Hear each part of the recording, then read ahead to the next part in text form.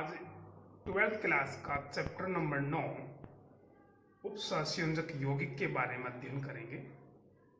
Coordination compound के बारे में पढ़ेंगे। उपसंयोजक यौगिक चैप्टर पढ़े उससे पहले थोड़ी सी बेसिक इंफॉर्मेशन देख लेते हैं क्या होती है। इनऑर्गेनिक कंपाउंड को हम साल्ट भी बोल सकते हैं, लवण भी लिख सकते हैं। साल्ट या कंपाउंड को हम दो कैटेगरी में डिवाइड कर देते हैं।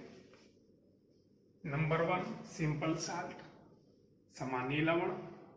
नंबर 2 एडिशन कंपाउंड, योगात्मक यौगिक। योगात्मक यौगिक को स्टाइकियोमेट्रिक कंपाउंड भी बोल सकते हैं। स्टाइकियोमेट्रिक कंपाउंड भी हम लोग बोल सकते हैं। इसके बारे में बाद में पढ़ेंगे। अभी हम सिंपल साल्ट के बारे में पढ़ लेते हैं। सिंपल साल्ट क्या होगा? एक ऐसा साल्ट है जैसे FeSO4 को मैं पानी के अंदर डिजोल्व करता हूं तो FeSO4 फेरस सल्फेट आयनाइज्ड हो जाता है Fe+2 में SO4-2 में। इसका अर्थ ये हुआ कि एक ऐसा साल्ट है जो जल में पूर्ण रूप से आयनित हो गया, अर्थात दोनों आयन अलग अलग हो गए। एक ऐसा लवण जो जल में पूर्ण रूप से आयनित हो जाता है सामान्य लवण कहलाता है।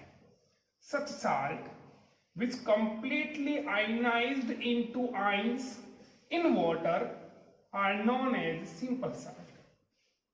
हम यूं भी बोल सकते हैं कि एक ऐसा लवण जो एक ही प्रकार के धनायन और एक ही प्रकार के ऋणायन से मिलकर बना हो सामान्य लवण कहलाता है। Such salt which made up by one type cation and one type anion are known as simple salt। कुछ एग्जाम्पल देख लेते हैं। जैसे अमोनियम पर हमें मालूम है चार्ज +1 होता है, सल्फेट पर चार्ज -2, 2 यहां लिखे 1 यहां लिखे तो अपना फॉर्मूला ये बन जाता है NH4 SO4। इसका मतलब अमोनियम सल्फेट को जब मैं पानी में डिजोल्व करता हूं तो अमोनियम सल्फेट अपने आयनों में विभक्त हो जाता है। अमोनियम सल्फेट अपने आयनों में विभक्त हो चुका। बैलेंस करें, अमोनियम आयन नंबर ऑफ 2 है, अमोनियम नंबर 2 है तो 2 लिखना पड़ेगा। तो इस प्रकार हमने आयनाइज्ड कर दिया। एक और फॉर्मूला देखते हैं। एल्यूमिनियम पर चार्ज +3 होता है, सल्फेट पर चार्ज -2 होता है, 2 इधर लिखें 3 इधर लिखें तो फॉर्मूला बन जाता है अपना Al2 SO4 3।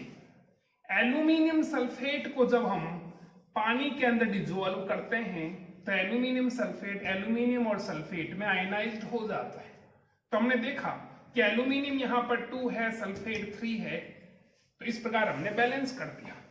अगर आपसे ये पूछें कि टोटल नंबर्स ऑफ आयंस कितने, या टोटल नंबर्स ऑफ आयंस 2 है, या टोटल नंबर्स ऑफ आयंस 3 है, या टोटल नंबर्स ऑफ आयंस 5 है, तो एक क्रॉस क्वेश्चन तो यही सोल्व हो जाता अपना।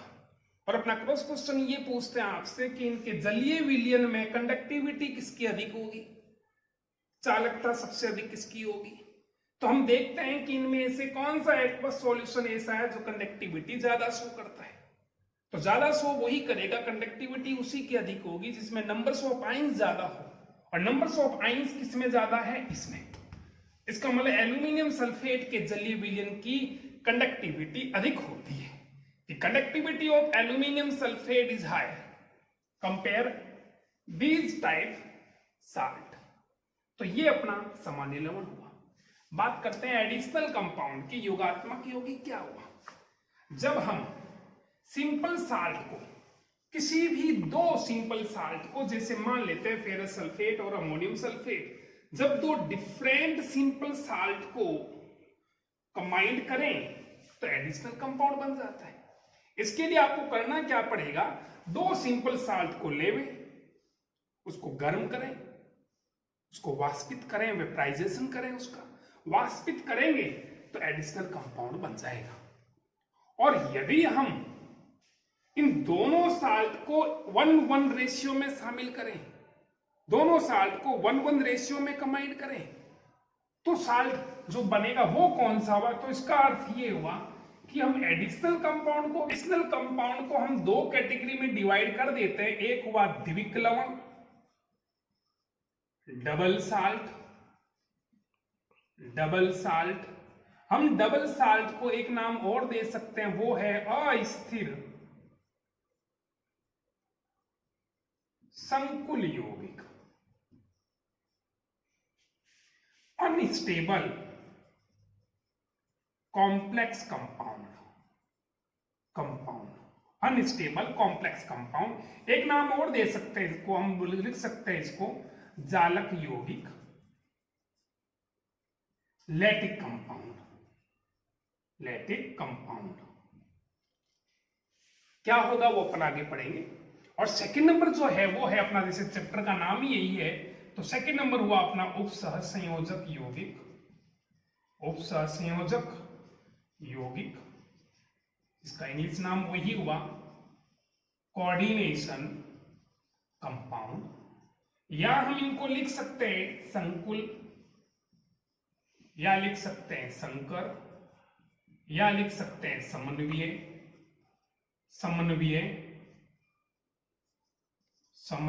या हम लिख सकते हैं इसको जटिल, और या हम इसका नाम एक और दे सकते हैं। एक साइंटिस्ट था वर्नर ने इनके बारे में जानकारी दी, तो हम एक नाम और दे सकते हैं वर्नर यौगिक। संकुल का मीनिंग वही कोऑर्डिनेशन, संकर का मीनिंग होता है हाइब्रिड, तो हम इनको हाइब्रिड भी कंपाउंड बोल सकते हैं, हाइब्रिड कंपाउंड भी बोल सकते हैं। कोऑर्डिनेशन का अर्थ यही हुआ समन्वय, जटिल का मतलब हुआ complex compound.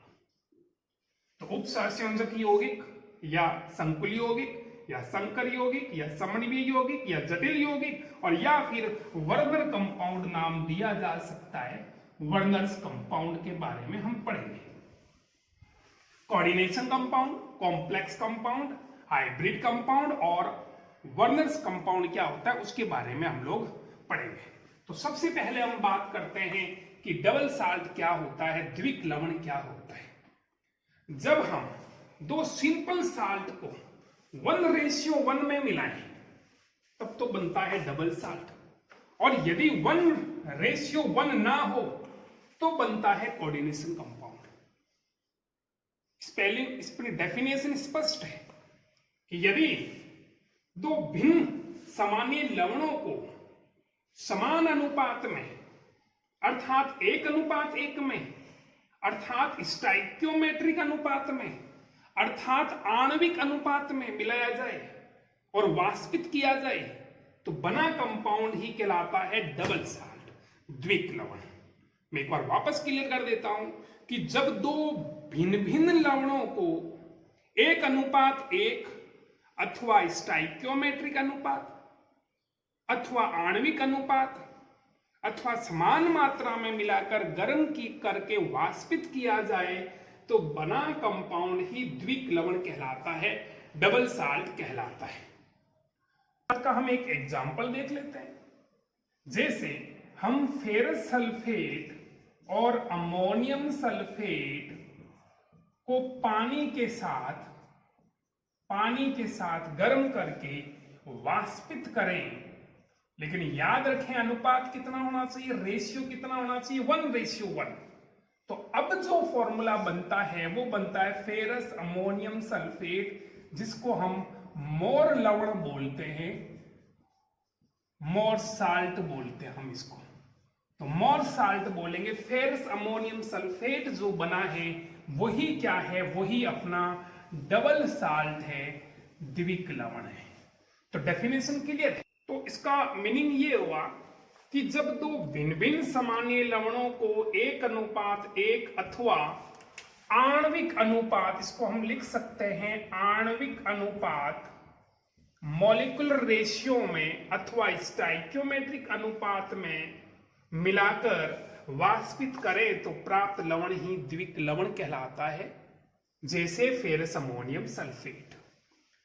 To different simple salt are vaporized in 1:1 or molecular ratio or stoichiometric ratio, then we get we get double salt. We get double salt, for example, ferrous ammonium sulfate. तो अपनी definition clear हो चुकी है।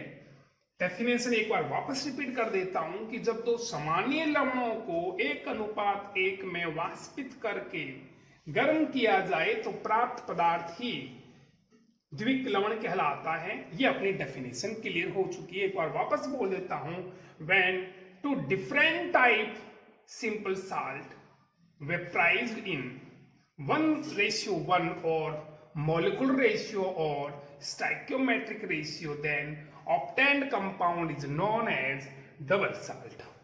तो double salt क्या होता है, द्विक लवण क्या है, उसकी डेफिनेशन क्लियर हो गई।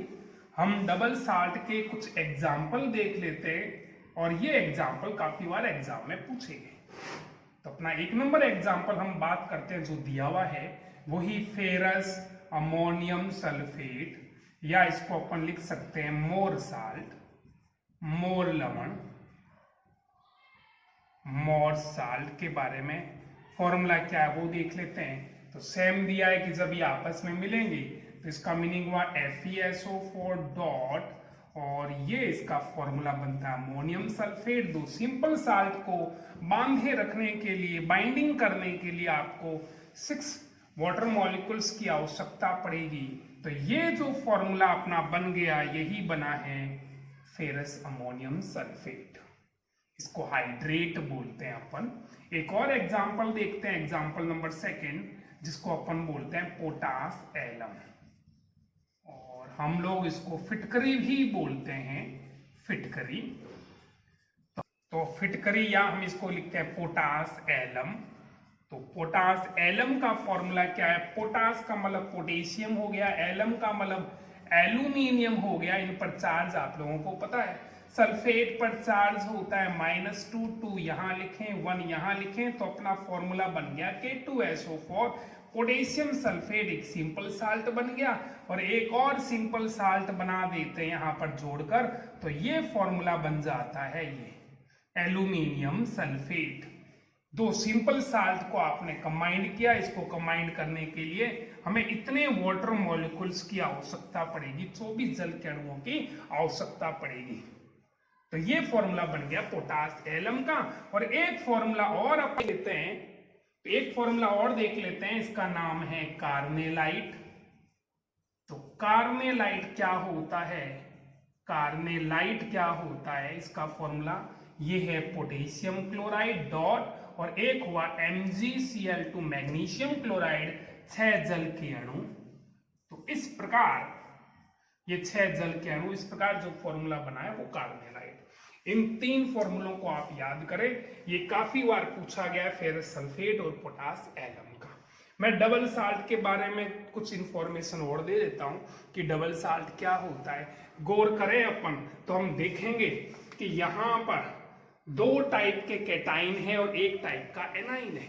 जैसे देखें यहां पर, अगर मैं इसको पानी के अंदर डिजोल्व करता हूं, पानी में घोलता हूं, तो मुझे यहां पर फेरस, फिर सल्फेट और फिर अमोनियम, मुझे यहां पर 3 टाइप के आयन मिलते हैं। तो इसका मीनिंग ये हुआ कि अगर फेरस अमोनियम सल्फेट के एक्वस सॉल्यूशन का आप टेस्ट करते हैं तो फेरस अमोनियम सल्फेट 3 प्रकार के आयन का टेस्ट मिलेगा आपको। इसका अर्थ ये हुआ कि डबल साल्ट भी सिंपल साल्ट की ही तरह कंप्लीट रूप से आयनाइज्ड हो जाता है, पूर्ण रूप से आयनित होता है। अगर आपसे पूछें कि पोटास एलम कौन से आयन का टेस्ट देगा, तो पोटास एलम देगा पोटेशियम आयन का टेस्ट, आपको एल्यूमिनियम आयन का टेस्ट देगा, और सल्फेट आयन का टेस्ट देगा। तो हमने यहां पर देखा कि 2 टाइप के तो कैटाइन है और 1 टाइप का एनाइन है, 2 प्रकार के धनाइन और 1 प्रकार का ऋणाइन। ठीक इसी प्रकार यहां पर भी देखें, 2 टाइप का धनाइन और 1 ही प्रकार का ऋणाइन। यहां पर भी देख लें पोटेशियम और मैग्नीशियम और क्लोराइड। तो यहां पर भी अगर ये पूछे कौन से आयन का टेस्ट देगा, तो ये इन आयनों का टेस्ट देगा। तो अपनी दूसरी नंबर डेफिनेशन क्लियर हो गई। अपनी दूसरी नंबर डेफिनेशन ये हो गई कि एक ऐसा लवण जो 2 प्रकार के धनाइन और 1 प्रकार के ऋणाइन से मिलकर बना हो, उसी को अपन द्विक लवण बोलेंगे। Such salt which made up by 2 type cation and 1 type anions are known as double salt. इसी को ही हम डबल साल्ट बोलेंगे। 2 टाइप, याद रखें, 2 type cation and 1 type A9. तो यहां पर 3 में इसकी इंपॉर्टेंट बात बोल चुका, एक बार वापस रिपीट कर देता हूं।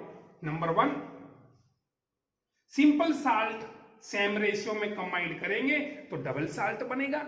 नंबर 2, डबल साल्ट हमेशा 2 टाइप कैटाइन और 1 टाइप एनाइन से मिलकर बना होगा। और नंबर 3, कि आपसे ये पूछें कि क्या ये पूर्ण रूप से आयनित होते हैं? बिल्कुल, ये पूर्ण रूप से आयनित होते हैं, कंप्लीटली आयनाइज्ड होते हैं।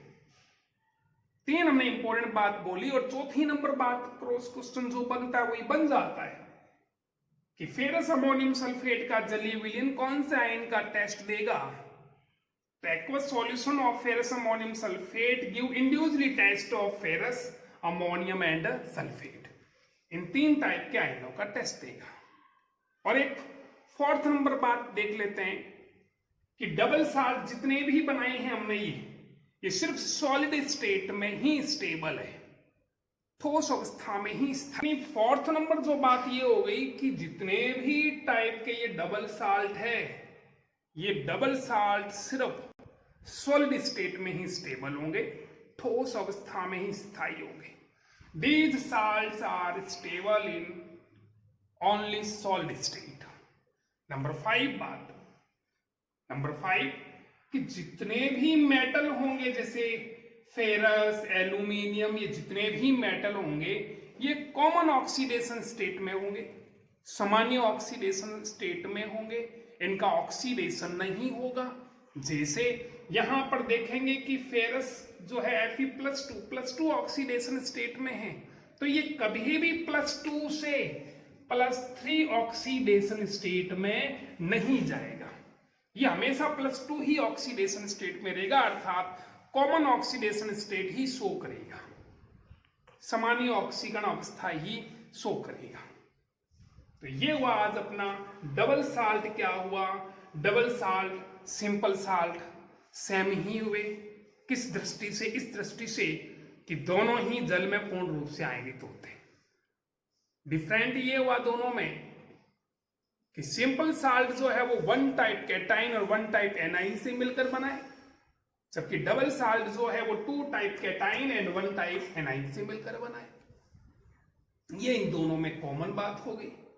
अपना अब जो नेक्स्ट पॉइंट चलेंगे और वो है अपना उपसहसंयोजक यौगिक, कोऑर्डिनेशन कंपाउंड, जो अपना पूरा चैप्टर ही यही रहेगा। नेक्स्ट क्लास के अंदर अपन कोऑर्डिनेशन कंपाउंड के बारे में पढ़ेंगे।